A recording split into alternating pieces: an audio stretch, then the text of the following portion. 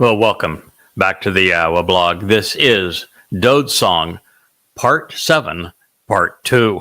Part 2, because we had a internet glitch at the 16-minute mark of our presentation, and I was awfully excited. It's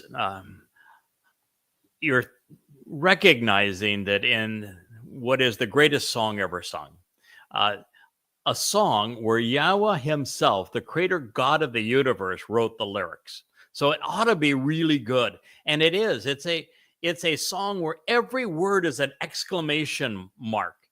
Every line is a clasp of the cymbals, a roar of the drums. It is just magnificent. It is a song of crescendos.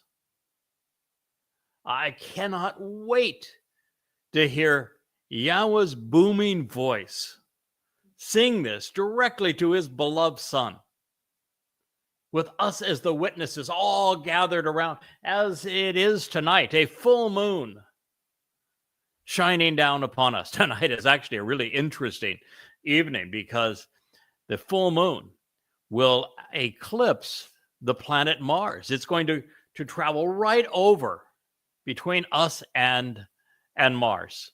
And in addition to that, we have a visible comet with the naked eye in the sky this evening. It is a wonderful day to be alive. And we're going to celebrate the 89th Mizmor as it was written from beginning to the 21st statement, which is where our program went awry. In Dowd Song, Part 7, Part 1, here now, is the 89th Mizmor from the beginning. A psalm, a poem of insights to contemplate and comprehend by being circumspect and thoughtful through Ethan, the constant and eternal, productive and established, profuse and enduring, as rocky, beloved, native-born, strong arm who is cherished. I want to sing about the eternal and everlasting love, the steadfast devotion and enduring favoritism, unfailing affection and genuine mercy, kindness and generosity forevermore of Yahweh. On behalf of all generations throughout time, the household, family, and home. With my mouth, I will make known, revealing that I am familiar with and understand, acknowledging that I have embraced your trustworthiness and dependability, your honesty and reliability, your steadfast commitment to the truth. 89:1. Yes, indeed. I say, now and forevermore, the spiritual realm of the heavens. They were established and are continuously built to procreate a restored, prosperous, and productive family on love, devotion, and favoritism, kindness, generosity, and mercy. You have fashioned and formed it to manifest within it your authentic character, your trustworthiness and reliability. I have established, cutting through separation, the Berith covenant for the family and the home through Ani Bakar, my chosen one, the person I prefer and have decided upon. I have sworn an oath, and I will affirm this promise 7 times over to Dowd, the beloved, Ebed Ani, my authorized agent and co-worker who serves on my behalf. Forevermore, as an ad olam, an eternal witness to the restoring testimony, I will prepare and establish your offspring and that which you sow. In addition, I will construct a home for your throne and your seat of honor on behalf of all generations throughout all time. Pause now and contemplate the implications of this. Mizmor 89:4. The spiritual realms of the heaven, they know and appreciate your wonderful accomplishments and marvelous contributions, Yahowah, and also your trustworthiness in the community of the set apart. By contrast, who in the skies of the material realm can be equated or compared to Yahowah? Who is similar or thinks like Yahowah among the sons of God? Almighty God is inspiring and awesome in the counsel and fellowship of the set-apart ones, tremendously great while inspiring reverence and respect beyond all of those around him. Yahowah, God of the vast array of spiritual implements, who and what is comparable to your awesome power and extraordinary gifts, which are all around you, Yahowah, including your unwavering commitment to the truth. 89:8. You have conveyed vivid parables, establishing an articulate leader over the raging devastation and presumptive arrogance of the sea.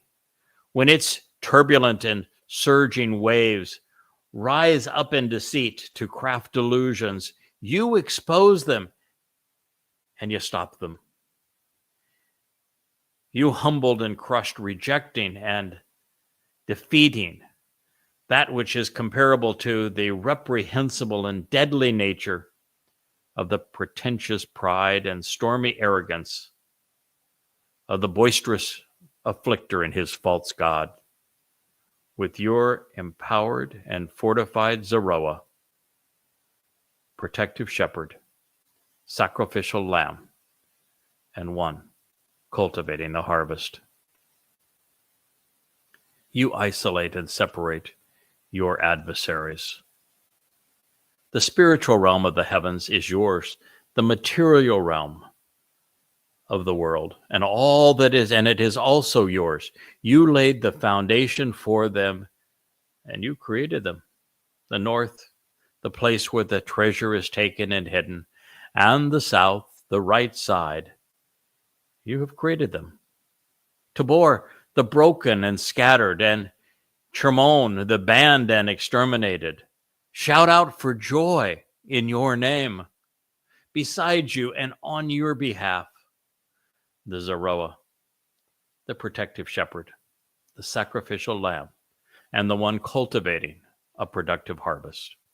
With tremendous power, courage, and character, and awesome ability, are your strong arm and hand raised up high at your right side. 89:13. Being correct and vindicating, regarding executing good judgment, and justly resolving disputes, serve as the foundation of your throne. A loving relationship and genuine mercy, along with a steadfast commitment to the truth, encounter those who enter your presence. Delighted to show the way, because blessed are the people who are aware of and acknowledge Towrah, who walk with the light into your presence, Yahowah. In your name they rejoice every day, and in your justice and vindication by being right, they are lifted on high. Indeed, the adornment and appearance of their empowerment and fortification is from you. By your acceptance and approval, our brilliantly illuminating horn, the shofar, is lifted up. for our deliverance and protection are from Yahweh. Accordingly, the Kadosh, the set-apart one of Yisrael, is our Malach, our king. Therefore, in relation to all of this, logically, it follows that you spoke in a revelation to your Bakarim, your chosen and tested one, saying, I have equated and bestowed, assisted, supplying what is needed on behalf of the Gabor, the most courageous and capable of men. I have raised up and exalted the Bakar, the chosen one, from among the family, from the people. 89:19. I discovered and then made known, encountered, experienced, and exposed Dowd, David, the beloved, my Ebed co-worker. Out of my set-apart oil, I have Mashiach, anointed him, so that to show the way to the benefits of the relationship, my hand and influence will be established and steadfast, authenticated and unwavering with you. In addition and beyond all of this, Ani Zeroah, my protective shepherd, my strong arm, my sacrificial lamb, and the one cultivating the seeds for a productive harvest, will empower and embolden you, strengthening you, while enabling your exponential growth. Mizmor, lyrics to be sung, 89 from the dedication through the 21st statement. It is the most important song ever sung, and it was first sung to us in year 3000 Yah, as the cornerstone of Yahweh's home was established by Solomon on the Temple Mount, with the lyrics written by the Creator God of the universe. And with every word, everything that people the worldwide have thought that they knew of God is upended, and a brilliant reality replaces the deceptions and lies. Well, we are just 1/3 of our way through the 89th Mizmor Psalm. Yahweh has already acknowledged his son as Dowd, the beloved, David, twice. Bashar Ani, my chosen one, twice. Ebed Ani, my co-worker, twice. Ad Olam, restoring and eternal witness, twice. Mashal, an articulate leader with a penchant for drawing pictures with words, once. Yemen, the right hand, once. Azaz Yad, a strong hand, one time. Zeroah, the most important title, according to God, regarding his son and our Messiah, the King of Israel and returning King of the universe, 4 times. Gabora, the feminine manifestation of the souls, the spirits, and Zeroah's power, all of which are feminine, inspiring courage, outstanding character, and awesome ability, twice. Kadoth, the set-apart one of Israel, once. Gabor, the most courageous and capable man of God, once. Mashach, anointed, once. That's quite a resume. Can you imagine the Creator God of the universe, Yahweh, building a resume for someone with all of these accolades and then dedicating a song to his chosen one. And yet, that is what we're reading. That is what we are sharing with you. And while those are names, those are titles, they are attributes to cherish, it all pales when compared to what Yahweh had to say about his son, Dowd.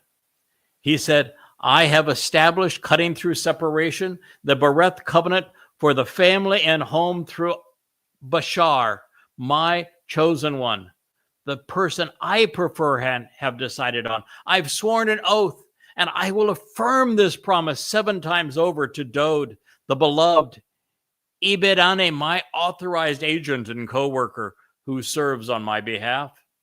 Furthermore, as an ad olam, eternal witness to the restoring testimony, I will prepare and establish your offspring and that which you sow.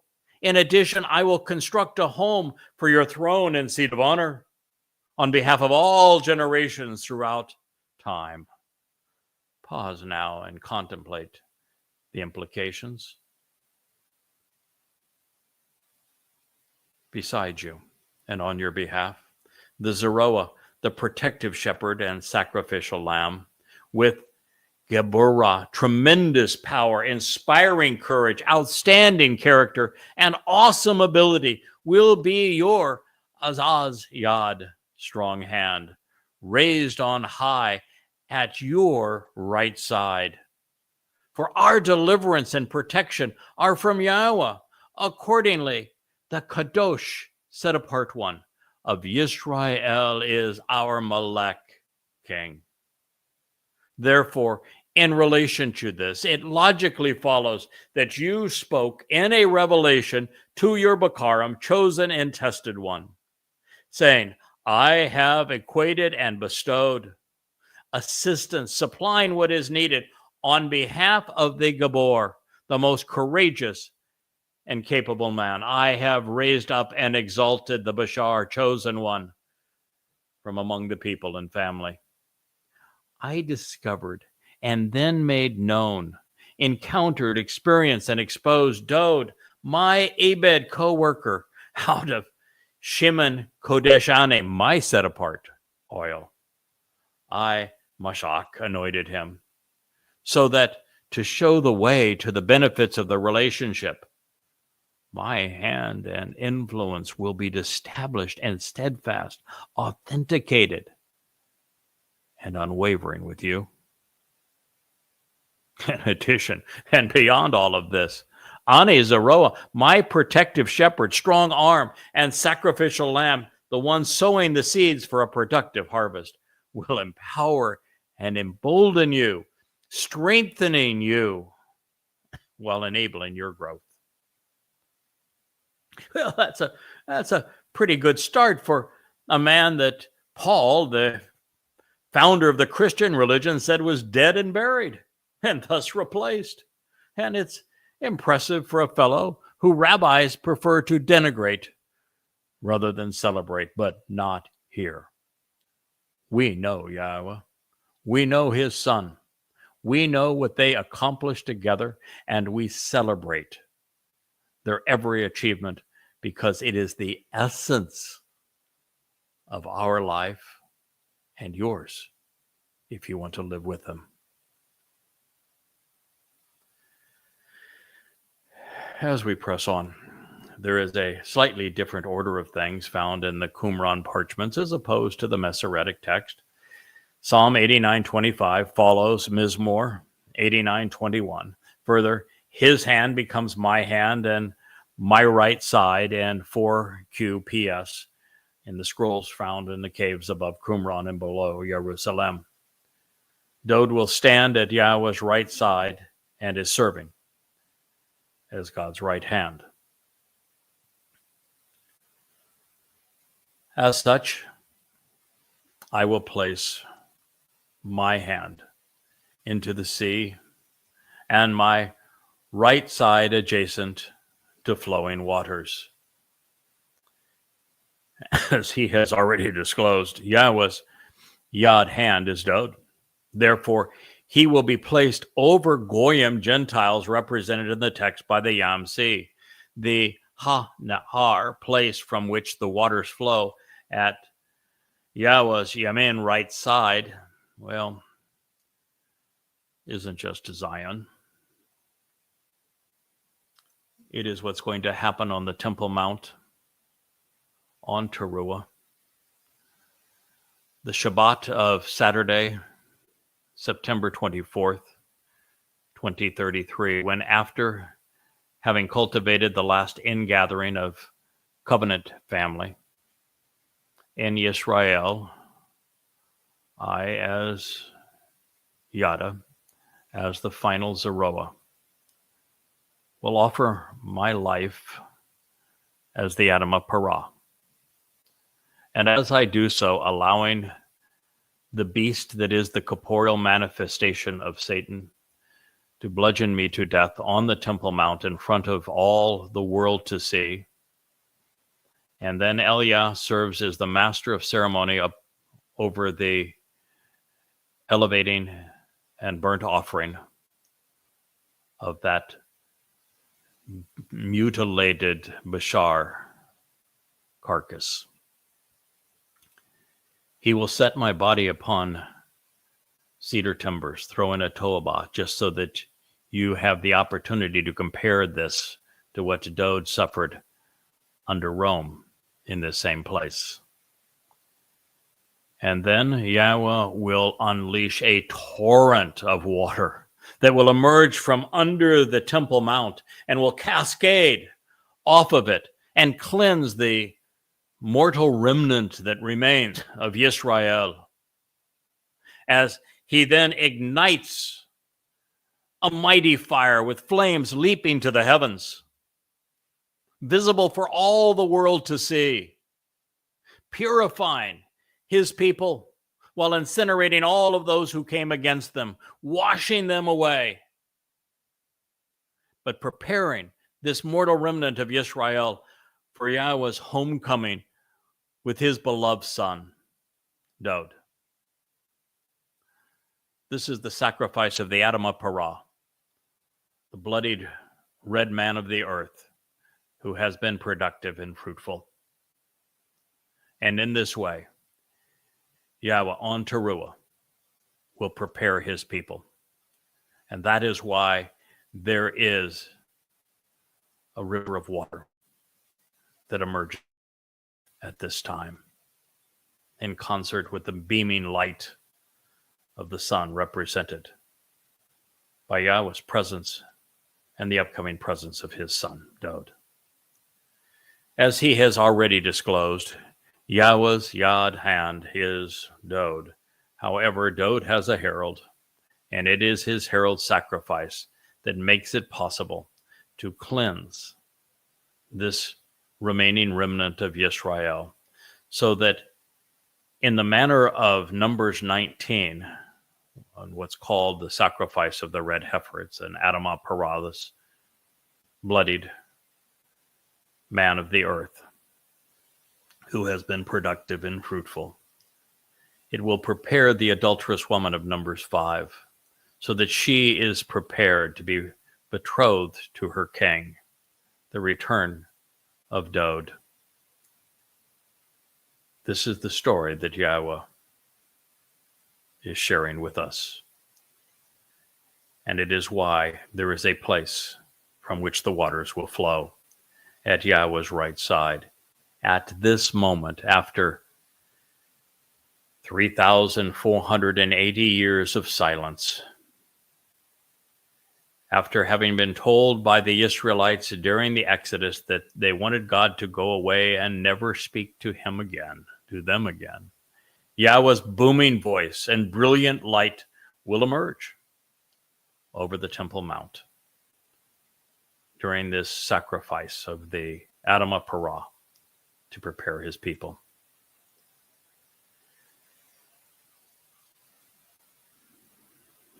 Yahweh is going to open up this life-giving waterway. And the waters will make a beautiful waterfall, both off the Temple Mount and into the Dead Sea and also into the Mediterranean. And it will run right through Moriah, between Yahweh's home on the summit and his son's palatial residence below in the city of Dowd. I expect that there will be a bridge of light connecting the two. From death, there will be new life, and from the witness of the Dead Sea Scrolls, we will come to know our Father as Dowd knew him. As a result, the adversary and the schemes of his tempestuous child will all be thwarted. The father of lies, as Satan's prodigy, is now the son of evil, with much evidence condemning Shaul Paul as the Torahless one, the man who tried to annul the word of God and to negate the life and lyrics of the actual Messiah and Son of God with his crude counterfeit. So it is curious that Christians remain fixated on identifying their Antichrist when they will find him having written the majority of their New Testament. Finally, Yahweh is a great father, and he's going to protect his son. He writes, "The adversary will not outwit or nullify him, and the son of evil will not deny him or denigrate him, because he will have no answer for him." Mizmor, lyrics to be sung, 89:22. The adversary? Hasatan. And Hasatan's great quest for the past 6,000 years is to denigrate humanity by outwitting humanity. And for the most part, he has been successful. He has done it through religion. And he has had countless religions throughout time where he is always presented as God. His most successful religion is Christianity. Satan's most nullifying religion in terms of God's people is Judaism. His most deadly religion that seeks to annihilate Jews is Islam. But for Satan to prevail, he must do two things. He must erase Yahweh's name and replace it with his title, the Lord. He must negate the accolades, the achievements of Dowd, because he's the one who fulfilled Pesach, Matzah, and Bikurim and made it possible for us to live in God's presence. He must replace Yehudim with Goyim, and the Goyim that are the Yehudim that he cannot hoodwink into being religious or political, he must kill. And he must have things continue this way all the way up to the Shavuot harvest in 2026. And then the Teruah ingathering, followed by the Teruah sacrifice of the Adamah Parah, so that there is no homecoming and no family reunion come Kippurim, October 2nd, 6:22 p.m., 2033, year 6000 Yah, in Jerusalem. That is what Satan has to do for God to turn away from this planet and to destroy it rather than returning to it. He needs a clean sweep. And so Yahweh chose to empower a man, someone that he chose with his 7 spirits. He calls him by many names: Nakar, Nakri, observant foreigner; Choder, the sucker that gives new life to the fallen stump, a stem from the main branch. He refers to him as a Kol, his voice, as a Bashar, Dowd's herald.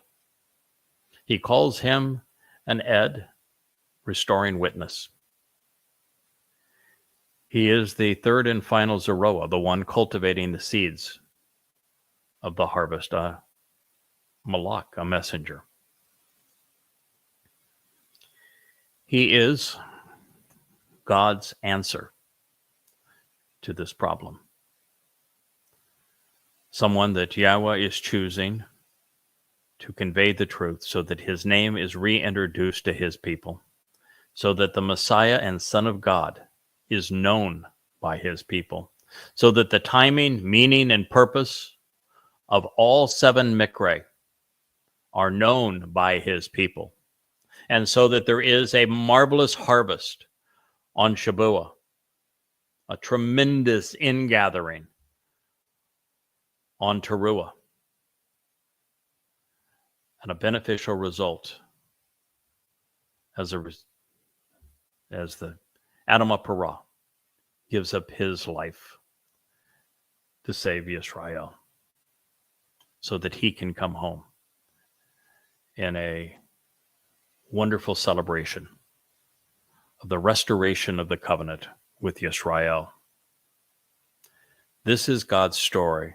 This is how it's going to play out. And while that is all marvelous because Hasatan loses in the end, Yahweh prevails, his son is restored to his rightful place. Between now and then, it's going to be very rough on Jews and on Israel. We begin the time of Jacob's troubles, of Israel's struggles on the Towrah harvest, May 22nd, 2026. The two-state solution will be imposed on Israel. The prophet Yeshaya tells us that Israel is going to be narrowed at our midst, that a state of terror is going to be established, and that Israel will become indefensible, and that within a year's time, there will be an attack on Israel that is 100-fold, maybe even more. The intensity, the bombardments, the jihadists, the rapes, the tortures, the murders, and the abductions on this, the final flood of Muslims into the Promised Land. Prophet Yoel says it will be greater carnage than the world has ever witnessed before, worse than the Holocaust. This state of horror for God's people will exist for 7 years. It will come to a conclusion on Towrah, on that Saturday, a Shabat, September 24th, 2033, year 6000 Yah. And it will be brought to fruition by what Yahweh does with the Adam of Parah, and what Eldiah, as the master of ceremony, has to say to God's people, as he reprises his role from 2 millennia, 888 years prior, when he took on and defeated, with words, the religious and political establishment of Israel. This is your future, and it leads to Yom Kippurim, the day of reconciliations, when Dowd returns with Yahweh, and he anoints the mercy seat of the Ark of the Covenant in keeping with the Torah's instructions. At that point, the covenant will be renewed, and Yahweh will place a copy that he has written of his Torah instructions inside of this remnant of his people. And 5 days later, upon Sukkah, we will enter the millennial celebration of the Shabbat, where we return to the conditions experienced during Eden, which is why we're doing that whole series on In the Garden. And we will camp out with our Heavenly Father and his Son on earth for the next 1,000 years prior to entering eternity. So the adversary, he will not outwit, nor will he nullify him.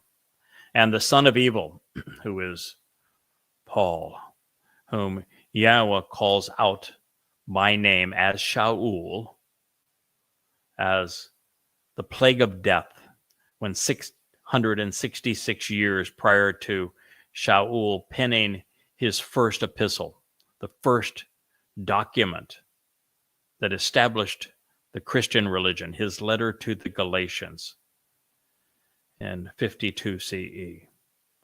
He called him the plague of death and went on to describe almost everything that one would want to know or need to know about this false prophet, the author of the Christian New Testament. Here he calls him the son of evil. And he says that even though he has tried, even though he created the world's most popular religion by counterfeiting everything that pertained to Dowd, and then mixing in this milieu of Dionysus and Odysseus mythical lore to create the impression of a man god named Iusu Christu. God's on record saying that he is not going to deny Dowd his due. He will not denigrate him because he has no answer that will prevail in the end.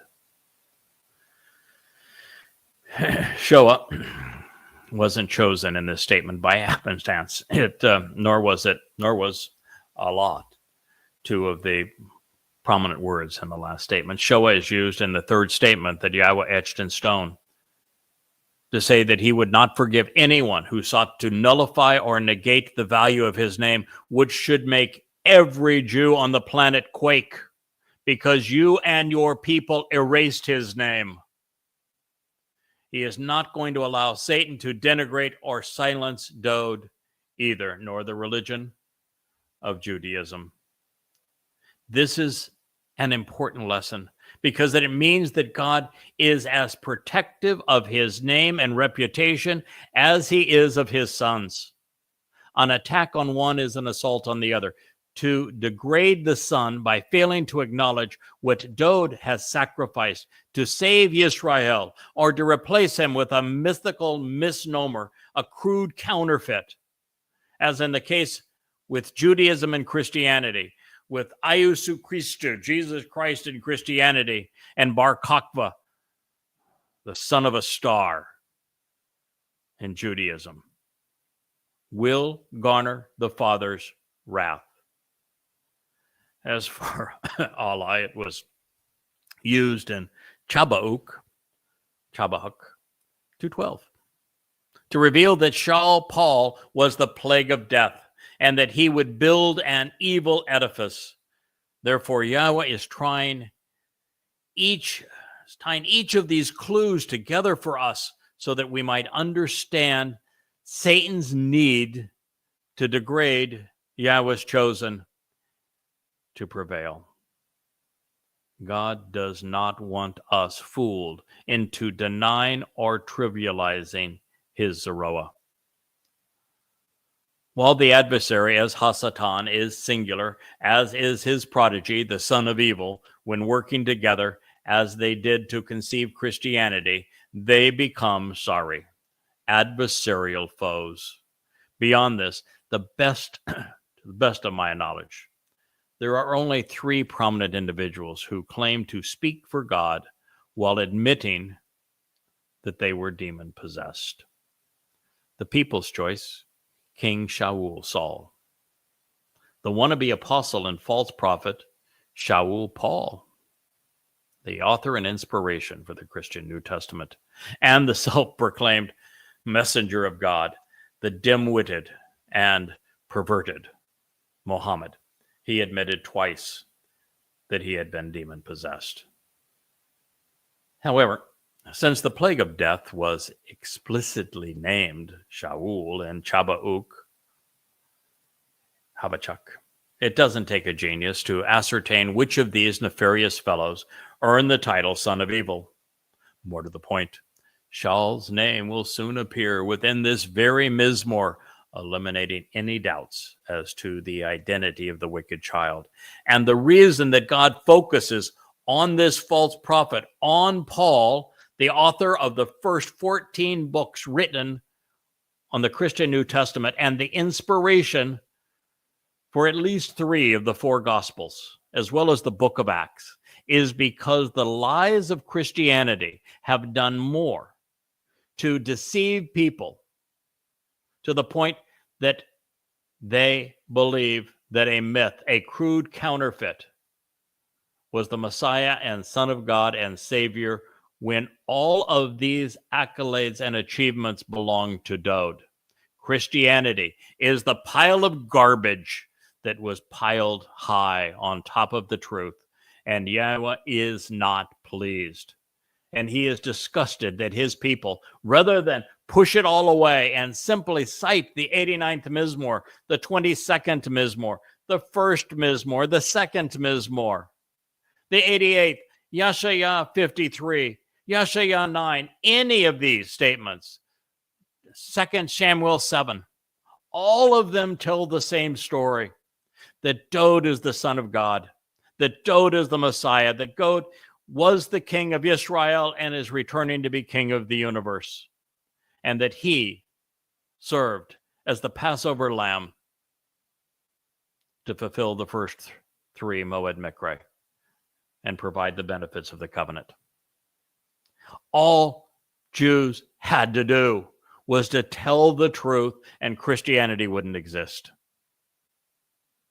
But instead, they doubled down on a lie and foisted another false Messiah on the people of Bar Kokhba, from which Israel gets its 6-pointed star.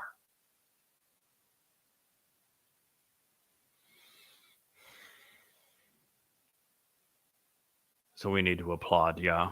The title is fitting.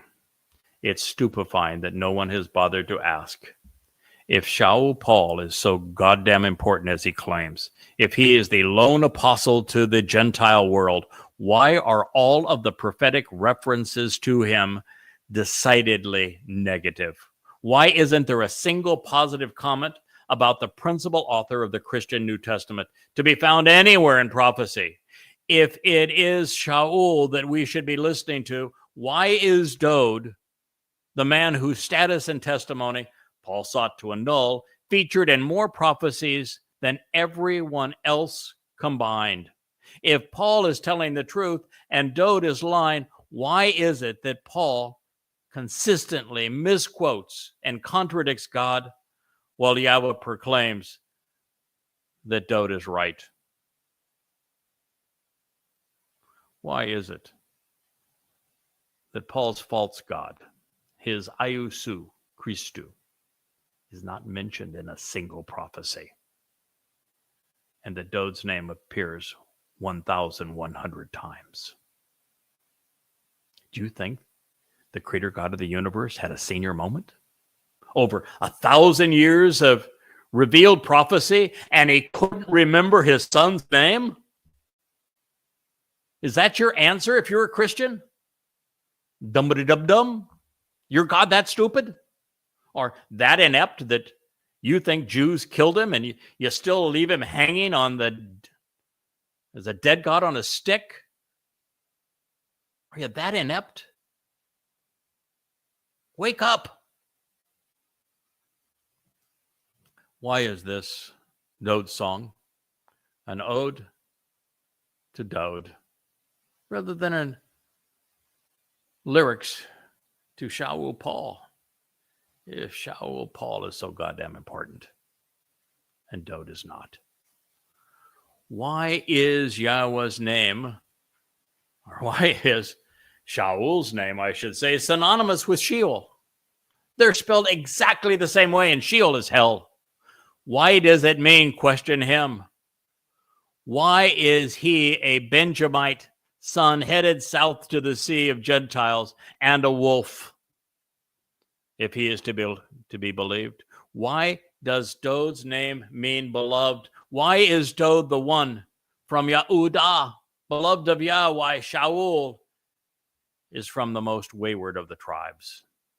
Why is Dowd afforded almost every positive title, accolade, and attribute by God himself, from the chosen one to the set apart one, from the Son of God to the hand of God, from Messiah and King, from the branch to the protective shepherd and the sacrificial lamb, the chosen one, the set apart one, if we aren't supposed to value his contribution to our lives?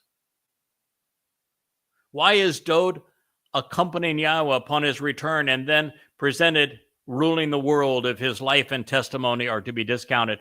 Why are Dowd's Mizmor filled with prophecies to prove that he was inspired by God. And Saul only proclaimed one prophecy, that of what is called the rapture, which he said would take place during his lifetime, and he got it wrong. Only has one prediction, and he got it wrong. And in Dowd's Mizmor, there are thousands of prophecies, all correct. Why are the only titles God associated with Shaul Paul the father of lies, the son of evil, and the plague of death? If there's anything good or right about him. Asked another way, since the book of Acts claims that Paul was such a big shot, such a persuasive orator and prolific writer, a man who traveled throughout the Greco-Roman world, the best student of Gamaliel, the leading rabbi of his day. In fact, he's the first to claim that title, and a man who supposedly met with numerous kings along the way. Why isn't there a single reference to him in any of the communities or nations he visited? Having allegedly given speeches before provincial governors, kings, and emperors, why didn't a court scribe record his message? Why isn't the Christian globetrotter mentioned by Tacitus, Pliny, Josephus, or even by a rabbi? Why is Paul's written account of his life in Galatians so incompatible with the story he told Luke in Acts? Why did he die a miserable death, alone and rejected by all he sought to influence?